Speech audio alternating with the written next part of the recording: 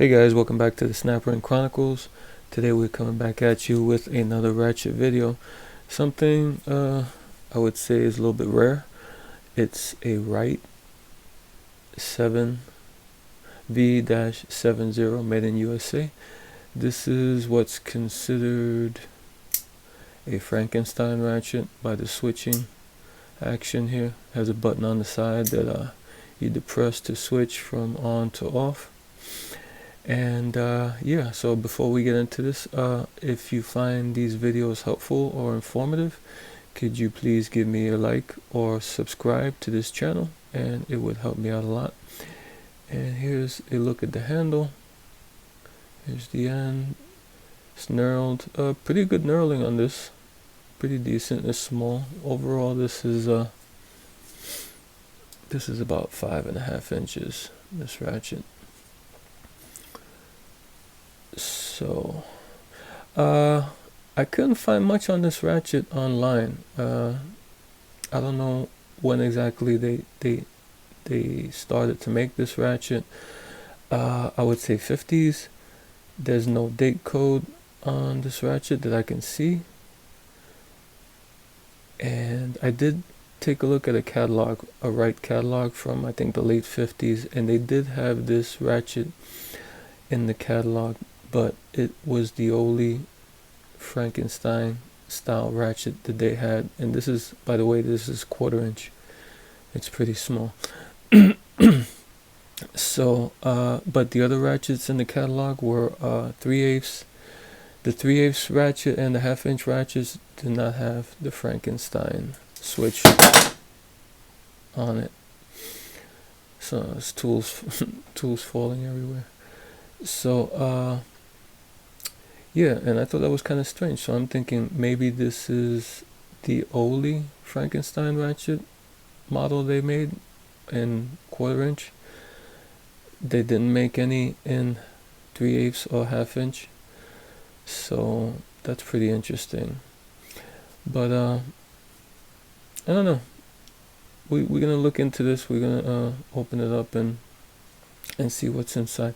Something interesting I saw here on the outside is this ring that goes around the handle of the ratchet here, and I saw this ring on a picture of one of these online. There aren't many pictures of these online. I probably saw maybe 1 or 2 other pictures of this beside the catalog. So, but I did notice that they had this weird ring around the handle here.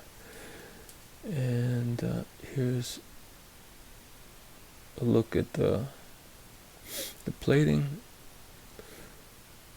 Looks a little bit like not pebbled, but matte, kind of a matte finish on the beam. There's a little bit of a brightness on the chrome on the head here, but the rest of it is kind of like this matte finish. Okay, let's take a look inside. To open this up is kind of difficult.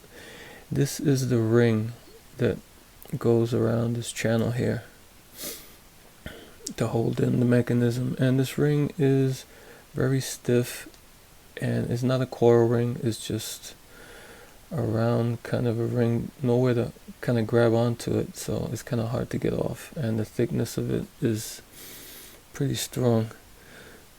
Okay, and we just push out. You might want to get the switch in the middle so you can push out the mechanism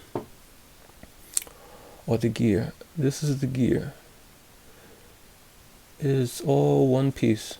This whole thing is just one piece gear, and it's weird because it has like recessed teeth. It doesn't have like the teeth sticking out. They kind of recessed in the body here. And some overzealous user, who knows when, you can see messed up some of the teeth here. I guess over torquing this ratchet. I don't get why people over torque a 1/4 inch ratchet. If you need extra torque, that's what they make breaker bars for, but I don't know. that's what it is. But this one did have a little bit of damage. So you can see those teeth. These teeth are kind of leaning over here. And here's the ball detent. Kind of okay. Looks, I don't know, looks a little sloppy maybe. It works, but Alright, and here's a look inside of the mechanism. One side here is chamfered. I guess this is the side it goes into, and the other side, the edge here, is flat where the ring goes. It's the anvil side, and you can barely make it out here. There's like a plug. They plugged the end. You can see it on the inside here. There's a plug in there. I guess when they made this, they bored it straight through to the bottom, and underneath here is a hole where there's a spring and a ball bearing, and we'll see that in a second.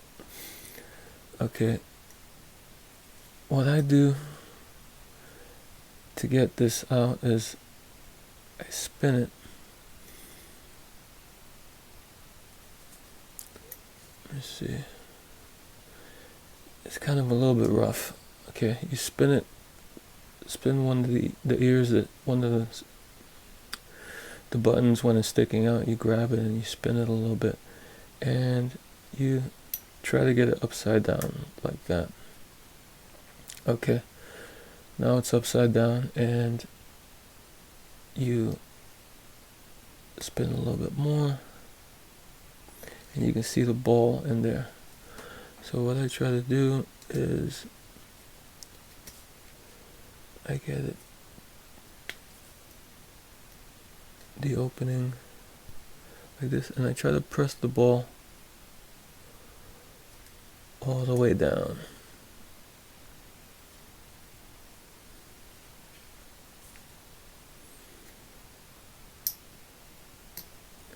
All the way down, and then at the same time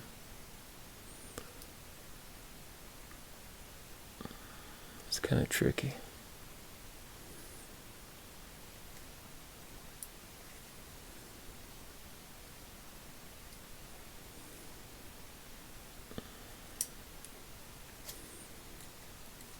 Yeah, this is kind of the difficult part.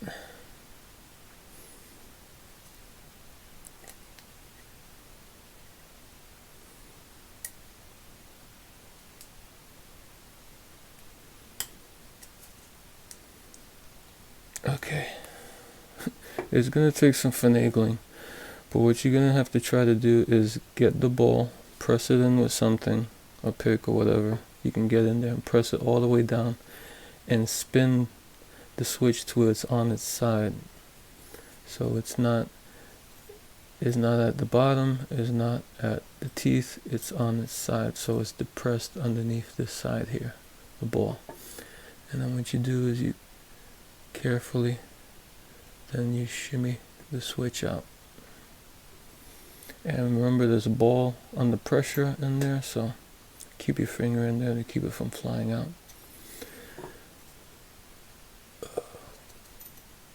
Here's the ball. The weird part about this ratchet is that there are two balls. I think there's one underneath the spring. So there's a ball that goes first, and then the spring goes on top of the ball, and then another ball goes on top of the spring to work the paw. I don't know if that's from the factory or if somebody modified it like that, so I'm not sure, but that's kind of strange. I've never seen that before. Here is the hole that holds the spring. I guess that's how they bored out the top here and plugged it, and they bored it straight through to get that hole done there at the bottom for the spring. But this is what the mechanism looks like. Pretty simple. Nothing really complicated here. This is pretty strong. This ratchet's pretty thick all around. I guess that's what maybe somebody thought they can really go to town and over torque this, because it's kind of a meaty ratchet. It doesn't look too flimsy or delicate. See, the walls here are pretty thick, and everything looks pretty good. Okay, this is the spring. It's just a regular spring. Looks a little bit wider than what you would expect in a 1/4 inch.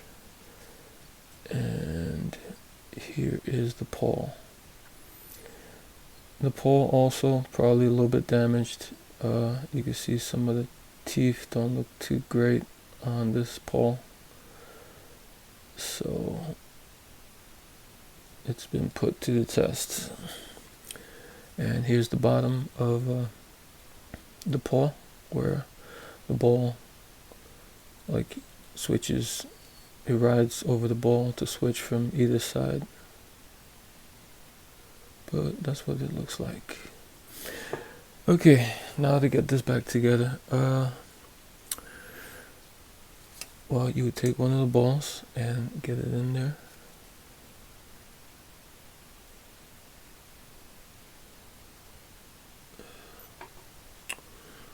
Let's try that again. Okay. I got one of the balls in there. You won't be able to see it, but it's in there. Now you take the spring, you get it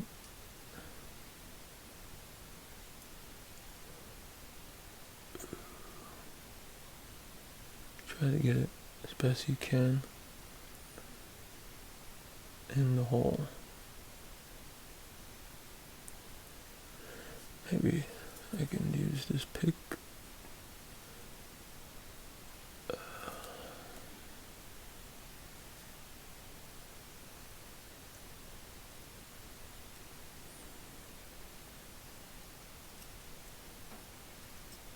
Okay. Now you got your spring in there, in the hole. Now you take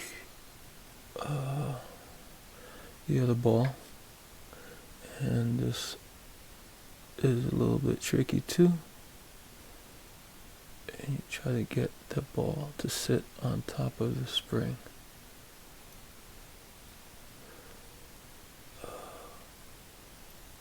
Come on, ball.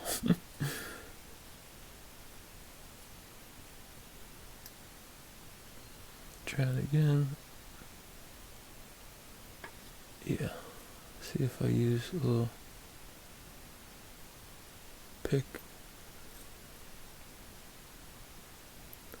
If that helps. Okay. So now you got your ball on top of the spring like that. And then you get your switch in on the side here. Put the switch in, but not all the way through. Just start it there. And now what we do is we grab something and we try to mash the ball.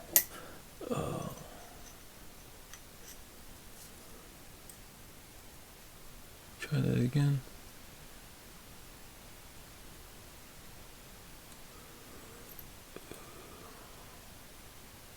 Okay. We got the ball on top of the spring.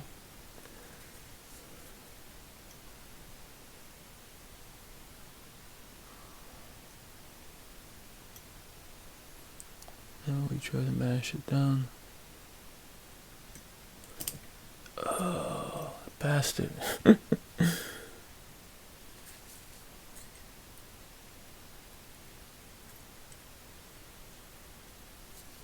Okay. Third time. If not, I'm gonna have to break away and do this off camera. Alright, we got it. Now you just push it in with the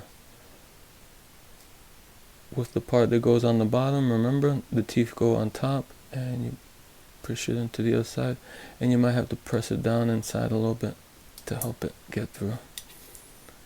Okay, like that. Alright, so you have your switch in, and it's switching. Now you take your gear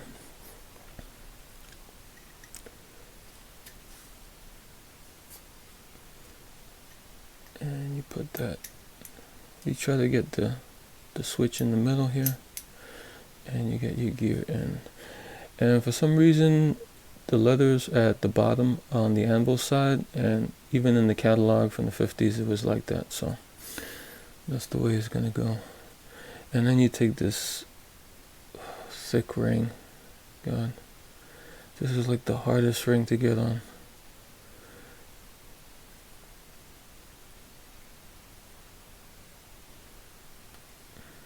You know what? I'm gonna leave it off, and you guys can, you know what to do. You just gotta get the ring onto that groove there. I don't wanna spend another 2 minutes trying to get that on. Okay guys, so that's the teardown and review of this Wright V-70 made in USA. It's a Frankenstein ratchet. So it's pretty coarse. Not sure how many teeth on this, maybe like 30 something. I'll put it in the description of how many actual teeth are on this ratchet. It seems okay. This design seems okay. I think the teeth are a little bit too shallow. I mean, this looks pretty hefty, and the teeth don't look that big for the coarseness of this. Usually, there's something this coarse, you would probably find some bigger teeth on, and I don't know. And it's pretty. Maybe they put that extra ball in there as hampering this, but this has a very tight back drag. So maybe I might have to take that ball out. I don't know. Okay guys, so there you go. Until next time.